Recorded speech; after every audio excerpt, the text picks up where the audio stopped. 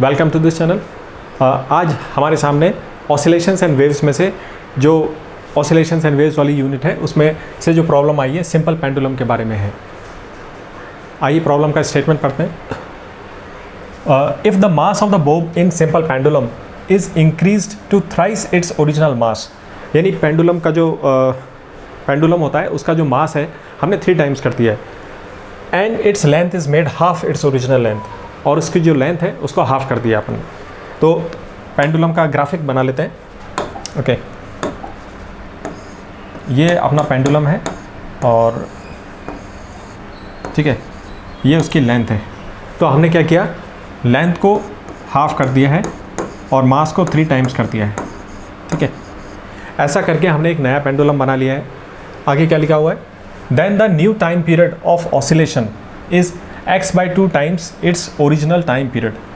तो ऐसा करके जो हमने नया पेंडुलम बनाए हैं उसका जो टाइम पीरियड है वो ओरिजिनल टाइम पीरियड के x/2 टाइम्स है। तो इस रिलेशन को भी लिख लेते हैं। नए पेंडुलम के टाइम पीरियड को अपन t डैश डिनोट कर सकते हैं। ये अपना रिलेशन क्वेश्चन में दे रखा है। ठीक है, हमको x की वैल्यू निकालनी है। ओके, तो इसके सॉल्यूशन को प्रोसीड करते हैं।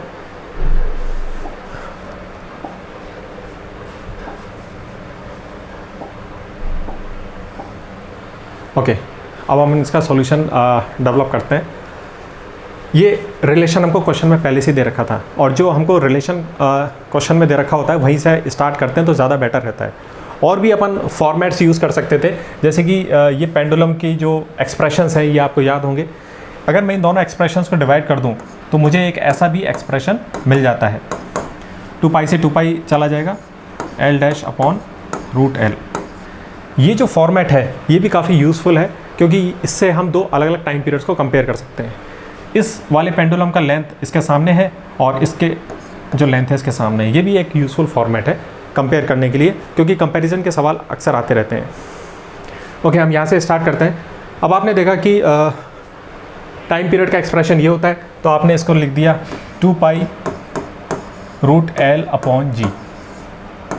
यहाँ पे आ जाइए, x/2 ये L डैश वाला था। ठीक है, यहाँ पे ये वाला टाइम पीरियड आ जाएगा 2πL/G। ठीक है, देखो अलग अलग जो पेंडुलम्स हैं उसके एक्सप्रेशंस बनाने के लिए आपको बस करना क्या होता है, यहाँ पे सिर्फ लेंथ को चेंज करना होता है, बाकी सब तो कांस्टेंट है, तो वो एक्सप्रेशन वैसे ही रहता है। ओके, अब आपने क्या देखा यहाँ पे कि 2π दोनों तरफ कांस्टेंट है तो ये कैंसिल आउट हो जाएगा। √G दोनों तरफ कॉमन है और ये कांस्टेंट है तो ये भी कैंसिल आउट हो जाएगा। ओके, ये जो स्टेप थी है ना, इसको आप मन में भी कर सकते थे। मन में क्या कैसे करना है आपको, मन में आपकी एक माइंड बुक होती है। ठीक है, उस माइंड बुक को आप खोलोगे, क्योंकि एग्ज़ाम में अपने पास स्पेस कम होता है, तो ये दोनों एक्सप्रेशन आपने उसमें दोनों तरफ रखे और मन में ही आपने इस कॉन्स्टेंट्स को दोनों तरफ से काट लिया। ठीक है, तो अब आपके पास क्या आ जाता है, √L' = x/2√L। तो हम डायरेक्टली यहाँ पे पहुँच सकते थे। इस प्रोसेसिंग को हम अपने माइंड में कर सकते हैं, थोड़ा प्रैक्टिस से आ जाएगा। ओके, अब क्या करना है, ये जो L' है ये क्या है, हमने लेंथ को हाफ कर दिया था। ओके, तो यानी √L' जो है ये हो जाएगा। ठीक है, पूरे पे रूट आ गया ये। अब मैं आपको एक मैथ स्केल बता देता हूँ।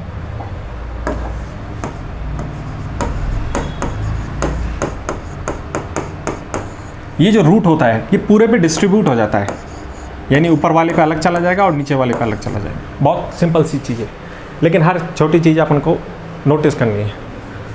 ओके, अब आप इसको जब यहाँ पे रखोगे तो क्या आ जाएगा, √L/√2 = x/2 एंड √L। अब क्या होगा, √L से √L कट जाएगा, आपके पास बचा 1/√2 = x/2। ठीक है, अब क्या होता है कि 2 इज़ द स्क्वायर ऑफ 2 क्या होता है, √2 का स्क्वायर ही तो होता है, तो 2 को आप लिख सकते हो √2 × √2। ठीक है, अब ये 2 जो है ऊपर चला जाएगा तो 2/√2 आ गया = x। 2 की जगह मैंने 2 √2 आप यहाँ पे डालोगे तो 1 √2 से 1 √2 कैंसिल आउट हो जाएगा, तो आपके पास x की वैल्यू क्या आ गई, √2 आ गई।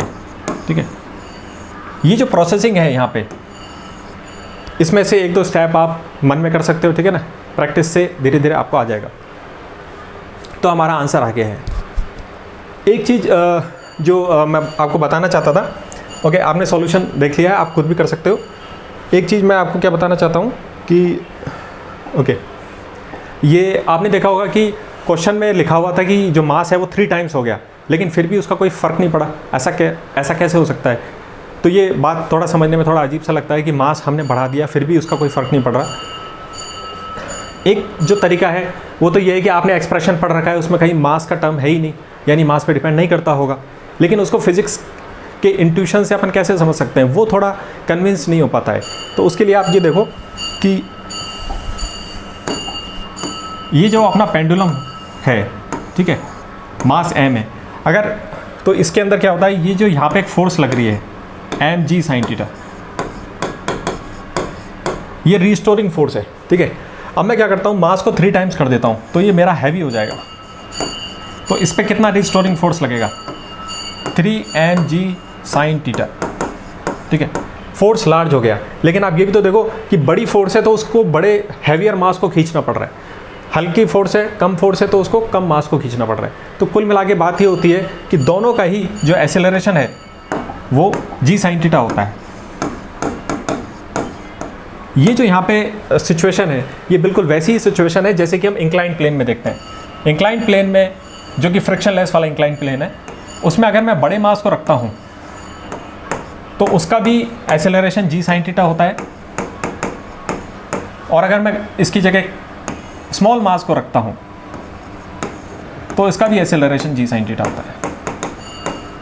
अब आप खुद से सोच के देखना कि ऐसा क्यों होता है, ठीक है ना। We have to develop a lot of thinking, self thinking. अगर फिजिक्स को समझना है, उसके अंदर इंट्यूशन डेवलप करना है, तो आपको खुद के साथ टाइम स्पेंड करना पड़ेगा, थिंकिंग करना होगा, तो ही इस सब्जेक्ट पे हम मास्टरी कर सकते हैं, ठीक है ना। जब तक हम उस थिंकिंग को अवॉइड करते रहेंगे वो वाला स्तर लेवल नहीं आएगा।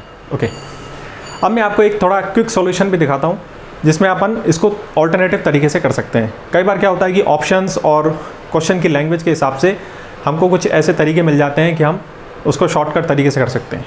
देखते हैं वो क्या है। ओके, तो मेरे पास ये था t = x/2t, ठीक है, ये रिलेशन था हमारे पास। अब मुझे मालूम है कि जो एक्सप्रेशन हमने देखा था टाइम पीरियड का, उसमें क्या था, time period is directly proportional to √L, यानी कि वो लेंथ पे डिपेंड करता है। अगर लेंथ कम होती है तो टाइम पीरियड भी कम होगा, ठीक है ना, और लेंथ अगर ज़्यादा होती है तो टाइम पीरियड भी ज़्यादा होगा। तो हमने यहाँ पे क्या देखा कि जो नया जो हमने पेंडुलम बनाया था उसके अंदर लेंथ हाफ कर दी थी हमने, यानी कि स्मॉल कर दी थी, तो इसका टाइम पीरियड भी कम हो जाएगा ना। यानी कि ये जो नया टाइम पीरियड है ये ओरिजिनल टाइम पीरियड से कम है। अब इससे कैसे ये सॉल्यूशन बनेगा, ओके, तो टाइम पीरियड जो नया वाला है वो पहले वाले से कम है, ठीक है। अब मैं आपको एक छोटी सी मैथ की स्किल बताता हूँ, उसमें क्या करना है। ये देखिए मैथ स्किल,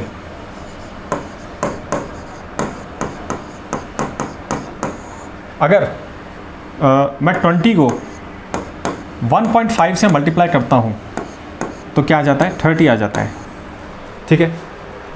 और अगर मैं 20 को 0.6 से मल्टीप्लाई करता हूँ तो मेरे पास 12 आ जाता है, ठीक है। तो आपने यहाँ पे देखा कि जब 1 से बड़ी संख्या से मल्टीप्लाई करते हैं तो ये संख्या बड़ी हो जाती है, और 1 से जब कम संख्या से मल्टीप्लाई करते हैं तो ये संख्या कम हो जाती है।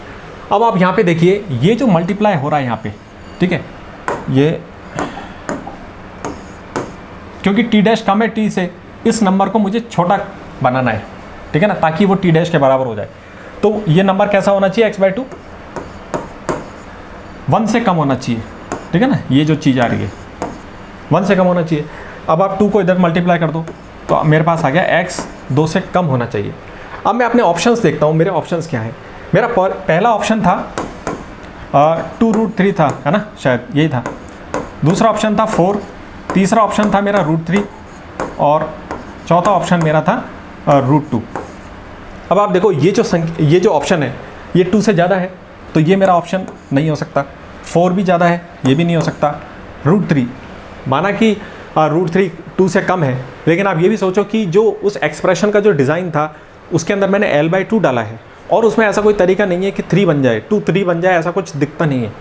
तो ऐसा लगता है, ऐसा लग रहा है कि 3 भी नहीं है, ये वाला भी नहीं है, ठीक है। तो मेरा आंसर की है, ठीक है। तो ये भी एक ऑल्टरनेटिव सॉल्यूशन था, ठीक है। तो you have to think and practise a lot to, धीरे धीरे आपको वो मास्टरी हो जाएगी। और ओके, ठीक है, आज के लिए इतना ही। Thank you.